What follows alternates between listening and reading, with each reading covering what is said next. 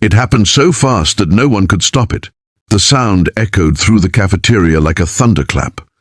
The sound of a hand striking skin. Everyone froze, spoons and trays halfway to their mouths, as the new girl stumbled backward, her lunch spilling across the floor. The boy who'd hit her, a tall, broad-shouldered senior named Derek, stood there grinning, surrounded by his pack of friends. They laughed, loud and cruel, filling the room with noise. But what no one expected was what came next. Because when the girl slowly stood back up and took off her jacket, the laughter died in their throats. The entire cafeteria went silent. No one breathed. And that's where everything began. The day the school found out who she really was. The first day at a new school is hard for anyone. For Lila, it felt like walking into a battlefield. She clutched the straps of her backpack tightly, her eyes low as she walked through the long corridors of Eastwood High. The halls buzzed with noise, groups of students laughing, gossiping, moving like tide she didn't belong in. Lila was quiet, reserved, and not dressed like everyone else. Her jeans were faded, her sneakers scuffed, and her jacket, too big for her small frame, looked old but clean. It wasn't designer, it wasn't trendy, but it was hers. Her mother had stitched that jacket for her when things were better, before her father passed away in an accident that shattered their family and drained their savings. Since then, Lila and her mother had moved from city to city, trying to rebuild a life out of fragments. Eastwood High was supposed to be their fresh start, but the moment she entered the cafeteria, she could feel the stares. It was lunchtime, and everyone sat in their familiar groups. The athletes in the corner, the cheerleaders in the center, the music kids near the vending machine. Lila hesitated, holding her tray, scanning for an empty seat. And that's when she made the mistake of walking past Derek. Derek was the kind of boy who thought he owned the place. Tall, loud, confident, with a grin that made teachers believe he was charming and made everyone else afraid to disagree with him. He and his friends, Zach, Tyler, and Mia, lived for moments like this. "Hey, new girl," Derek called out, loud enough for everyone to hear. "You lost or something?" Lila blinked, unsure whether to respond. I'm just looking for a seat," Tyler smirked. "Not here, you're not. That's very important person seating." Mia laughed. "Look at her jacket. Did your grandma make that?" A few tables nearby chuckled, and Lila's face flushed red. She lowered her gaze, trying to walk away, but Derek wasn't done. He leaned back in his chair, eyes glinting with mischief. "What's your name, new girl?" "Lila," she said softly. "Lila what?" "Lila Harris."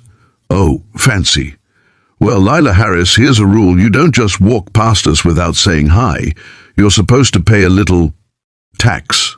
"What kind of tax?" Derek grinned. "Like maybe giving up your lunch for the day." Before she could react, he smacked the tray out of her hands. It crashed to the floor, spilling soup, salad, and milk across her shoes. The cafeteria burst into laughter. Something in Lila's chest burned, a mix of humiliation and fury. Her hands shook, but she said nothing. Derek stepped closer, tilting his head. "You gonna cry, new girl?" She looked up at him, her voice calm. "No, but you'll regret that." That made him laugh harder. "Oh yeah? What are you gonna do?" And then he did it. He slapped her across the face. Hard. The laughter died instantly, replaced by gasps. A teacher shouted from across the room, but no one moved. The new girl just stood there, silent. Then, slowly, she unzipped her jacket. The cafeteria went dead quiet. Underneath, she was wearing a karate gi top, white, crisp, with a red patch on her chest. Everyone could see the black belt tied neatly around her waist.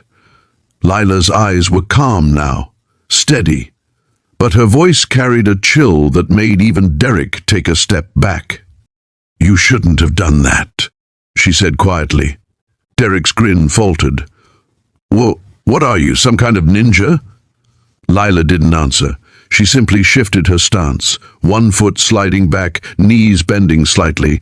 It was a move so natural, so precise, that the air seemed to change around her. Tyler laughed nervously, but his voice shook. "Come on, man, don't let her scare you. She's bluffing." But Lila wasn't bluffing. The next second, Derek lunged forward trying to shove her. What happened next felt like a movie in slow motion. Lila turned, caught his wrist, twisted it in one clean motion and flipped him onto the floor. The sound of his body hitting the tiles echoed through the cafeteria. Derek groaned in shock, unable to move. The room exploded, not with laughter this time, but stunned silence. No one had ever seen Derek get taken down before. Lila took a deep breath, grabbed her backpack and said softly, "Next time, don't hit someone just because you can." Then she walked out, leaving Derek on the floor, clutching his arm in disbelief. The incident spread through the school like wildfire. By the next day, everyone knew who she was. Lila Harris, the daughter of Sensei Marcus Harris, a world champion martial artist who ran the Harris Self-Defense Academy before his tragic death. Lila had trained under him since she was 4 years old. Her father's legacy lived in her movements, in her calm, in her ability to control her anger when most people would explode. But even then, she didn't feel proud. She didn't want to humiliate anyone. All she wanted was peace, a normal life, free